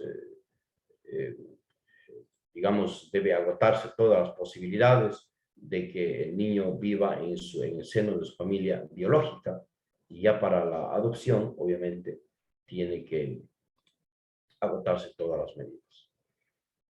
El segundo es que se priorizará la adopción nacional sobre la internacional, lo cual quiere decir que la adopción internacional es excepcional, pero obviamente existe. Se priorizará también la adopción por parte de parejas heterosexuales constituidas legalmente sobre la adopción por parte de personas solas. Obviamente esto creo que es una consecuencia lógica, pues las parejas constituidas legalmente, ya sea a través del matrimonio, a través de una unión de hecho, ¿no? Tienen prioridad para adoptar que personas solas. Otra de las condiciones es que se preferirá como adoptantes a los miembros de la familia de origen del niño o adolescente hasta el 4º grado de consanguinidad. Si es una familia quien lo va a adoptar, pues debe preferirse aquellas del 4º grado de consanguinidad. El siguiente es que la niña y el niño, siempre que estén en condiciones de hacerlo, deben ser escuchados en el proceso de adopción y sus opiniones deben ser valoradas de acuerdo al desarrollo evolutivo y emocional de cada uno. Es obligatorio el consentimiento del adolescente. Creo que esto también es importante, ¿no? El niño o la niña deben ser escuchados y dependiendo de su edad, sus opiniones deben ser valoradas de acuerdo a su condición. Pero de los adolescentes es obligatorio el consentimiento para la adopción. Y obviamente con más razón si son ya personas mayores de 18 hasta 21 años, que también se permite la adopción. Las personas adoptadas tienen derecho a conocer su condición de tal, su origen, su historia personal y su familia consanguínea, salvo que exista prohibición expresa de esta última, por determinadas condiciones. Los candidatos adoptantes deben ser personas idóneas. Los niños, niñas y adolescentes deben recibir preparación para la adopción. Y en los casos de adopción perteneciente a pueblos y nacionalidades indígenas y afroecuatorianos, se preferirá a adoptantes de su propia cultura. Lo que ya habíamos dicho también con anterioridad, que debe buscarse siempre mantener al niño, niña o adolescente en la misma cultura, en la misma comunidad, en sus mismas costumbres, etc. La adopción es incondicional e irrevocable, lo cual va de la mano con que debe ser o que es una medida de protección definitiva, ¿no? Y es pues plena, que no admite ninguna condición. Se prohíbe asimismo los beneficios económicos que puedan tener las personas adoptantes sobre el niño, niña o adolescente que van a adoptar. Y yo creo que un tema importante también es que el código establece la limitación a la separación de hermanos. Solamente en casos de excepción podrán separarse por causa de adopción los hermanos que mantengan relaciones entre sí. Cuando se lo hiciere, deberá adoptarse las medidas para asegurar que se conserve la relación personal y la comunicación entre ellos. Es un problema bastante complejo cuando hay hermanos que estén declarados en condiciones de adoptabilidad, y peor aún si son más de dos. Dos ya es complicado, pero más de dos será muy difícil que alguien quiera adoptar a 2 o 3 o 4 niños, niñas o adolescentes, porque incluso la condición económica va a ser una limitante. Pero obviamente si no es posible mantener unidos a estos hermanos, debe adoptarse medidas para asegurar que ellos conserven esa relación personal y para que exista una comunicación entre ellos. Por supuesto, escuchando la opinión de niños o niñas y sobre todo la del adolescente, que básicamente es obligatorio. El Código de la Niñez también refiere a la edad del adoptado, que pueden ser solamente personas mayores de 18 años y en determinados casos hasta los 21 años, cuando tienen con el candidato una relación de parentesco dentro del 5º grado de consanguinidad, cuando han estado integradas al hogar del candidato adoptante en el acogimiento familiar por un periodo no inferior de 2 años, cuando han estado integrados al hogar del candidato por un periodo inferior a 4 años y cuando se trata de adoptar al hijo del cónyuge. En ese caso puede ser hasta 21 años. El juzgador solo puede declarar que un niño o adolescente está en aptitud para ser adoptado cuando de las investigaciones realizadas se establezca sin lugar a dudas que se encuentra en cualquiera de los siguientes casos. Es decir, que para declarar el estado de adoptabilidad de un niño, niña o adolescente, debe reunir los siguientes requerimientos, digamos. Primero, una orfandad respecto de ambos progenitores. Podría ser un candidato a la adopción. La imposibilidad de determinar quiénes son sus progenitores, o en su caso sus parientes, hasta el 3er grado de consanguinidad. El tercero, la privación de la patria potestad a ambos progenitores. Y 4, el consentimiento de padre, madre o ambos progenitores que no hubiesen sido privados de la patria potestad. Solamente en estos casos puede darse la adopción o puede declararse en estado de adopción. En los casos de los numerales 1, 3 y 4,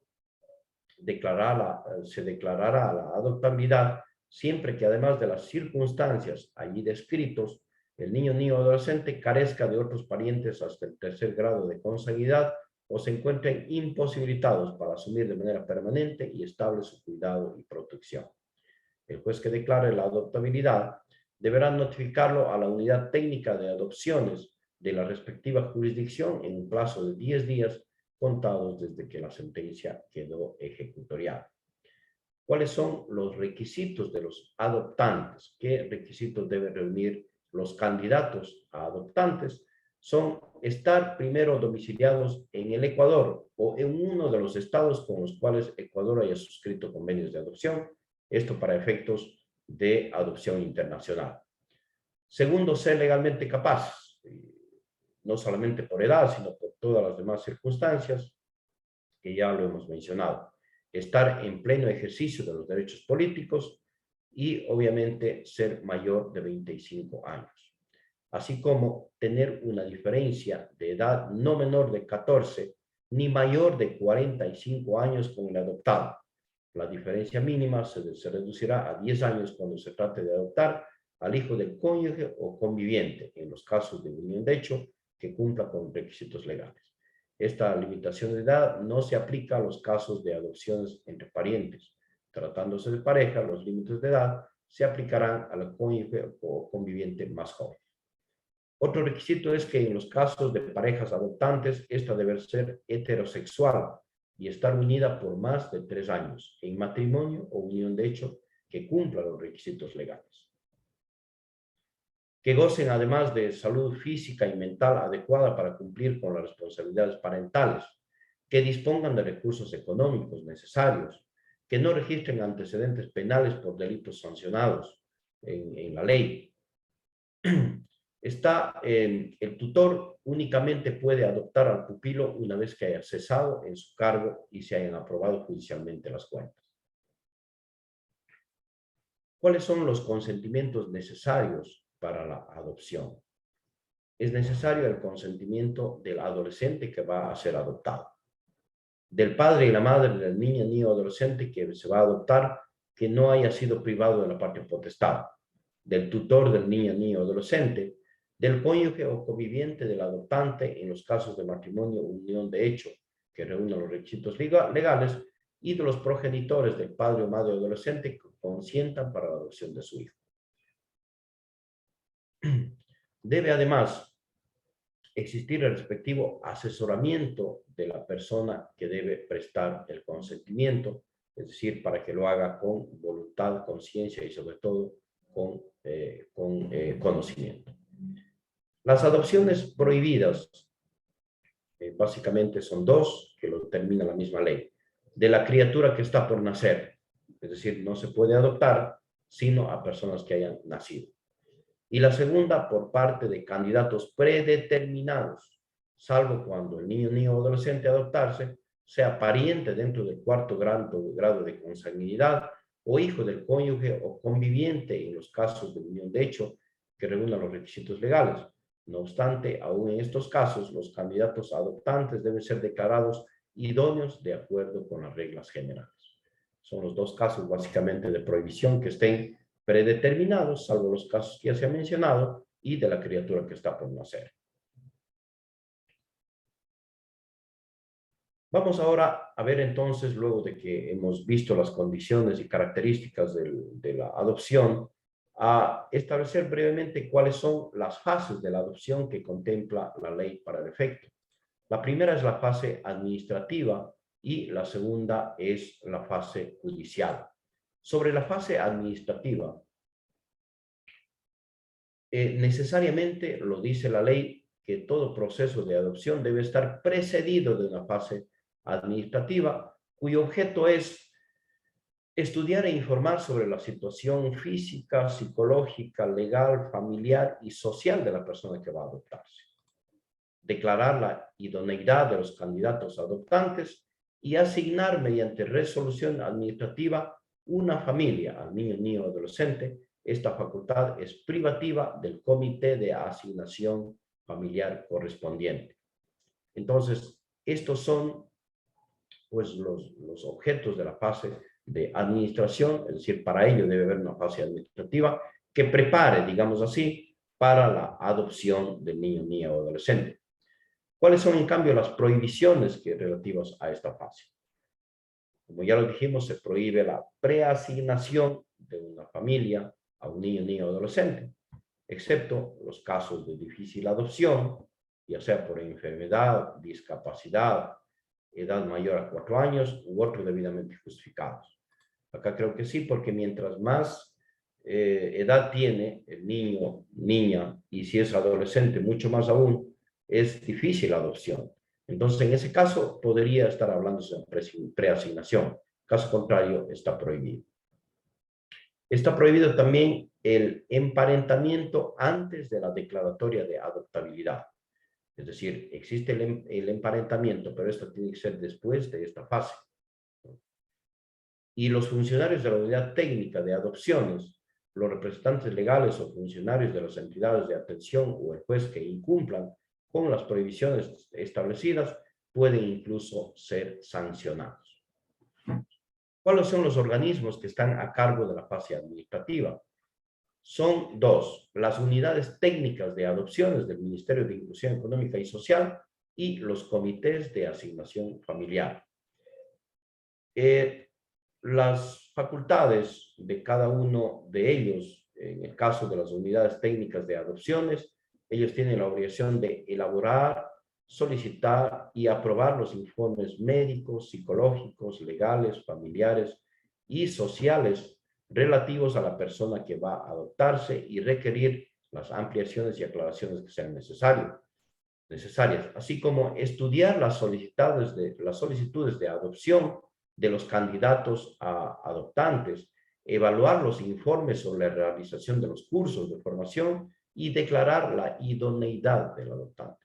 Llevar a cabo el proceso de emparentamiento, llegado el momento, por supuesto, dispuesto por los comités de asignación familiar y presentar los informes respectivos, así como diseñar y ejecutar directamente o a través de entidades autorizadas para el efecto el proceso continuo de formación de padres adoptivos.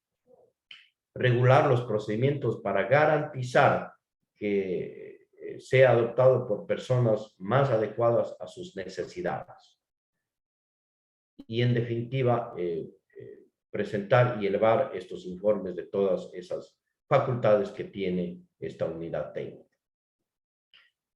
En caso de que la solicitud de adopción sea negada por la unidad técnica de adopciones, el solicitante puede interponer el recurso administrativo ante el Ministerio de Inclusión Económica y Social, porque obviamente no está obligado a aprobar en todos los casos esta unidad técnica de adopciones, sino puede negar la solicitud de adopción. En cambio, los comités de asignación familiar, ¿no?, están integrados por 3 miembros, 2 designados por el Ministerio, en este caso de Inclusión Económica Social, y 1 por el gobierno municipal, donde tenga jurisdicción cada comité, ¿no?, y un representante de los GAT, del GAT municipal del respectivo cantón. Entonces, ellos conforman el comité de asignación familiar. ¿Para qué sirve? Precisamente para asignar, ¿no? Es decir, es una decisión que toma el comité que debe expresarse mediante resolución administrativa, la cual asigna a una familia a determinado niño, niña o adolescente según sus necesidades, características y condiciones. Puede haber asimismo una negativa de asignación, ¿no?, que se puede dar por los siguientes casos. 1, cuando los adolescentes no consientan en la asignación o los niños y niñas emitan opinión contraria a su adopción. Y 2, cuando los candidatos a adoptantes desistan de adoptar o no se pronuncian dentro del plazo establecido. Entonces, en ese caso, obviamente puede haber una negativa de asignación por parte de este comité. Básicamente, a breves rasgos, esa es la fase administrativa. Y la fase judicial, en cambio, implica la existencia de un juicio de adopción, que se inicia una vez concluida la fase administrativa y que se ajusta al procedimiento que señala el propio Código Orgánico de la Niñez y Adolescencia. Una vez que se dé la sentencia que conceda la adopción, debe inscribirse en el registro civil para que se cancele el registro original del nacimiento mediante una anotación marginal de cuenta de la adopción y se practique un nuevo registro en el que no se mencionará esta circunstancia. Creo que esto es importante, conocer esta particularidad. Puede operar la nulidad de la adopción, que puede ser en los siguientes casos: cuando haya falsedad de informes o documentos necesarios para concederla, cuando haya inobservancia del requisito de edad del adoptado según lo determina la ley, cuando hay falta de algunos requisitos que debe reunir el adoptante, cuando hay omisión o vicios de consentimiento que establece asimismo la ley, o cuando hay incumplimiento de la exigencia contemplada para la adopción con el tutor. En este caso podría declararse la nulidad de la adopción, que deberá ser a través de una acción, asimismo, de orden judicial, ¿no?, que podrá demandarse y que, en caso de aceptar, se inscribirá en el registro civil. Debe realizarse, además, un seguimiento, ¿no?, de las adopciones durante los 2 años subsiguientes a la declaratoria de adopción. Los adoptantes nacionales y los niños, niñas y adolescentes adoptados recibirán asesoría y orientación y quedarán sujetos al control de la unidad técnica de adopciones o de las entidades de atención que ellos señalen, con el objeto de fortalecer los vínculos familiares que crea la adopción y asegurar el ejercicio pleno de los derechos del adoptado. Entonces, agotada estas 2 fases, obviamente procede la adopción y habrá concluido este proceso que es necesario, digamos, para garantizar los derechos de la niñez y adolescencia en estado de que no puedan estar en el seno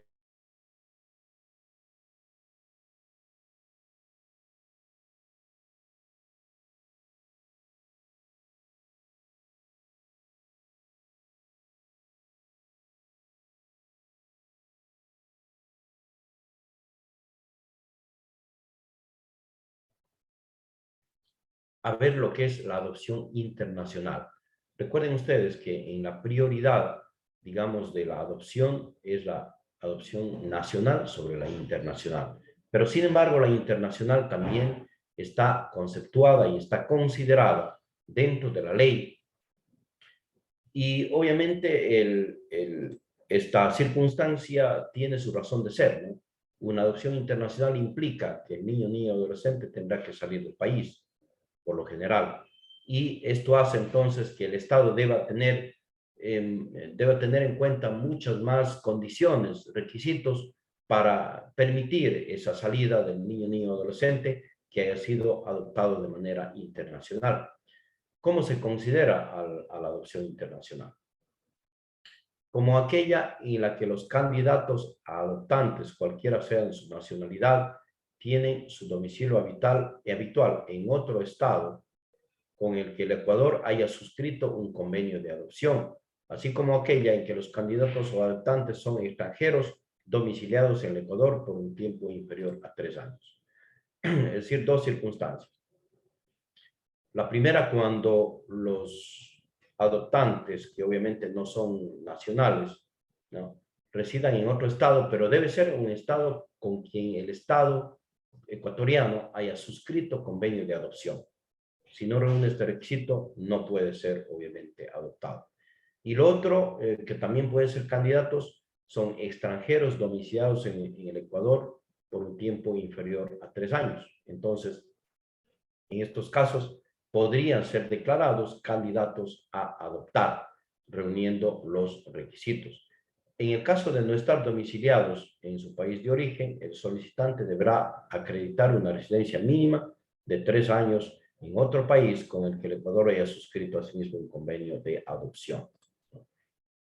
Eh, Creo que el asunto es claro. Básicamente, ¿por qué se requiere que los adoptantes sean de estados con los cuales el Ecuador tiene convenios internacionales? Porque ahí es posible entre autoridades centrales tener todo el contacto necesario de carácter internacional en casos de que la adopción no sea favorable para el niño, niño o adolescente y pueda tomarse decisiones adversas, en definitiva, a esa situación. Por tanto, debe estar plenamente justificado.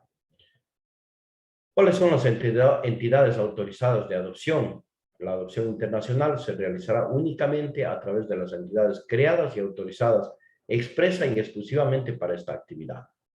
Los requisitos de adopción internacional, además de los que ya los dijimos, que es para los nacionales, debe ser la existencia de un tratado de convenio internacional, que ya lo explicamos los motivos. Segundo, a falta de lo dispuesto en el numeral anterior, la existencia de un convenio de adopción entre Ecuador y una entidad que intermedie en la adopción internacional. Es decir, si no hay convenio, puede ser una entidad que intermedie. Lo que sucede es que el Ecuador, en definitiva, quiere tener un contacto permanente con el Estado o con esa entidad que intermedió internacional para verificar y para, sobre todo, hacer el seguimiento durante los primeros 2 años y, obviamente, verificar que esa adopción cumpla los requisitos y objetivos que persigue, ¿no?, de lo que está determinado en la ley. 3, que la autoridad central del país, del domicilio de los solicitantes o autoridad competente de protección de derechos deberán garantizar la idoneidad de los procedimientos que los adoptados gozarán de las garantías y derechos que en el país de adopción reconoce a sus nacionales. Otro requisito es que en el país de residencia u origen de los solicitantes se contemple en favor de los adoptados derechos, garantías y condiciones, por lo menos iguales a los consagrados por la legislación ecuatoriana. Es decir, como ustedes conocen, los derechos siempre pretenden ser protegidos por el estado de origen, y más aún cuando se trata de niñez y adolescencia, que debe buscarse por todo medio que se cumplan estos requisitos. El siguiente requisito es que los candidatos adoptantes sean extranjeros domiciliados fuera del territorio nacional domiciliados en un país, en otro país por un tiempo inferior a 3 años, o al de origen, o por un igual periodo. Es decir, si son extranjeros pero no viven en su territorio de origen, deben estar al menos domiciliados 3 años en el nuevo estado, y que ese nuevo estado, como ya dijimos, tenga también un convenio internacional con el Ecuador. El siguiente requisito es que los candidatos cumplan los requisitos establecidos en la ley, los que ya lo mencionamos anteriormente, y además deben cumplir los demás requisitos que exige el Código para la adopción en general. ¿Cómo opera la adopción internacional?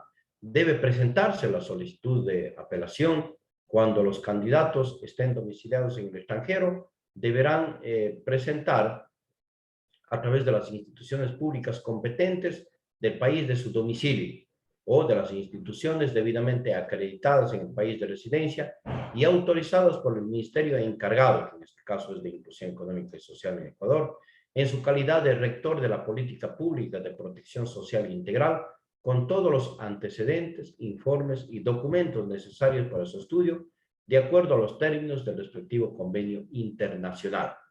Entonces, la presentación de la solicitud debe reunir todos estos requisitos que acabamos de mencionar.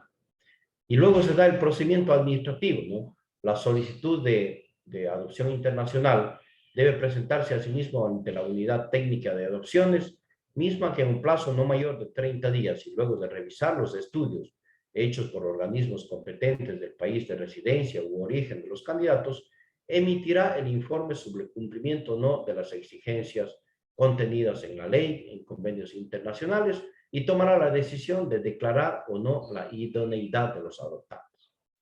Si el informe de esta unidad técnica da cuenta de omisiones o errores en la solicitud o documentación anexa, se notificará a los peticionarios para que la completen, lo rectifiquen en un plazo no mayor de 60 días, luego de lo cual esta unidad procederá a denegar o aprobar la respectiva solicitud. Luego de ello procede el emparentamiento y la asignación que debe realizarse de conformidad con lo que está dispuesto en este código y que ya lo mencionamos. Y en qué casos ya procede el traslado del adoptado al Ecuador. Una vez, claro, agotada la fase administrativa, tiene que ir a la fase judicial, y luego de ello, una vez ejecutoriada la sentencia de adopción, el juez o jueza deberá autorizar la salida del adoptado del país solo si se cumple con las siguientes condiciones. 1. Que viaje en compañía de por lo menos uno de los adoptantes. Obligatoriamente tiene que venir al país para llevar al niño o adolescente. Y que la autoridad central confiera el certificado el certificado respectivo de la Convención de Haya sobre las adopciones internacionales. Asimismo, la ley establece que se debe dar un seguimiento a las adopciones internacionales, como en el caso de las adopciones nacionales, y es el Estado, a través de la Autoridad Central de Adopciones, quien tiene la responsabilidad de realizar el seguimiento periódico de la residencia y condiciones de vida de los niños y adolescentes adoptados, de conformidad con lo que dispone la ley, y de exigir que se tomen las medidas que sean necesarias de acuerdo con los instrumentos internacionales para mejorar dichas condiciones. Es responsable asimismo de requerir anualmente a los centros o instituciones extranjeras que han patrocinado adopciones internacionales los informes de seguimiento que se hayan realizado y que estén conformes con los instrumentos internacionales. Existen obviamente en adopción internacional las entidades de adopción, las mismas que tienen la obligación de mantener un representante legal en el Ecuador, en caso de que existan estas entidades de adopción, ¿no? De estar amparadas por un convenio de adopción vigente, de acreditar autorización para gestionar adopciones internacionales, de contar con un registro de inscripción en el programa del Ministerio, de garantizar la capacidad de seguimiento en el exterior, de informar pormenorizadamente a los solicitantes sobre los gastos de adopción y de facilitar el acceso de la autoridad competente de control a su información administrativa y financiera. Obviamente estos deben estar, como ya lo dijimos, regidos por los convenios internacionales sobre adopción, que deben reunir también determinados requisitos.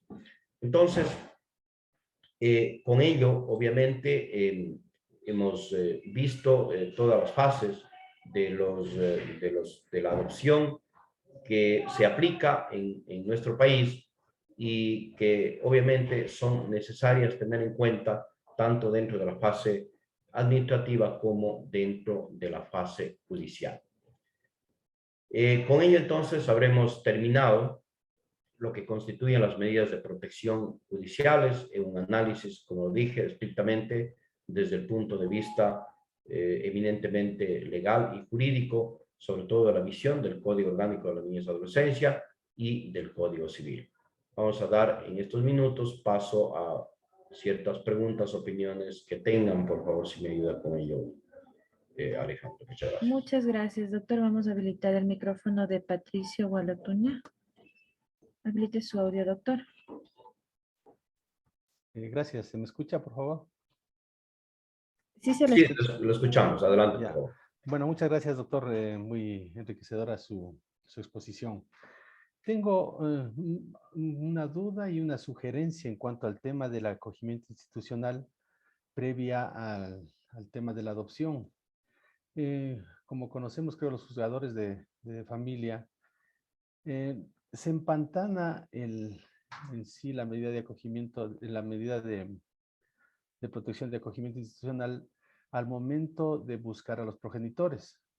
Se cuenta con la policía, con la oficina técnica, la DINAPEN, etcétera, pero muchas veces dan direcciones que no son las en donde se les localiza.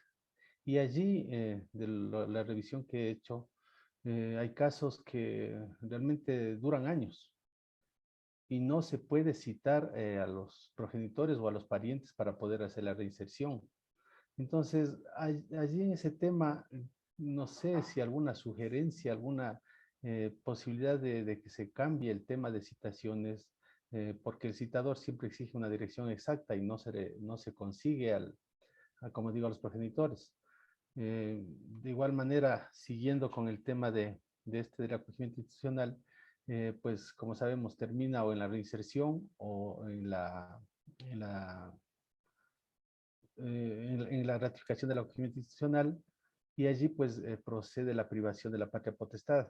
De igual manera surge el mismo problema al tratar de privar la patria potestad a los progenitores cuando son reconocidos en el tema de citaciones, porque no se deslocaliza, el juzgador exige que se indique el lugar donde citar y allí se empantana nuevamente, de lo que yo he podido verificar. Entonces, no sé, alguna solución, y también se me ocurría a mí que el mismo juzgador que conozca el acogimiento sea quien conozca la privación de la patria potestad para poder seguir con la adopción. No sé, están mezcladas ahí como 3 o 4 ideas que le acabo de indicar, doctor.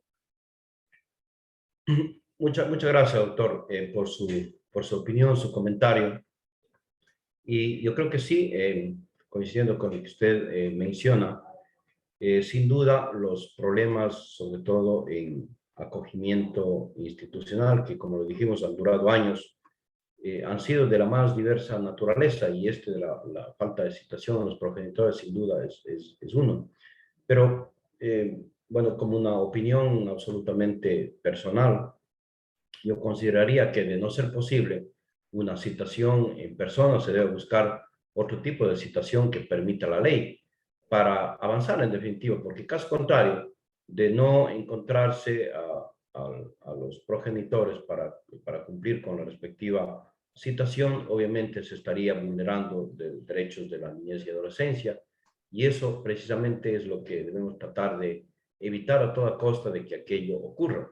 Entonces, me imagino que eso puede ser una solución, tanto para el caso de acogimiento institucional, que usted ya lo ha mencionado, como para otros casos en la misma adopción, en donde obviamente deba contarse con la aceptación o con la opinión de los padres cuando existan, ¿no? Me parece que podría ser una solución válida que debería analizarse. Gracias, doctor. Bien, a ustedes muchas gracias.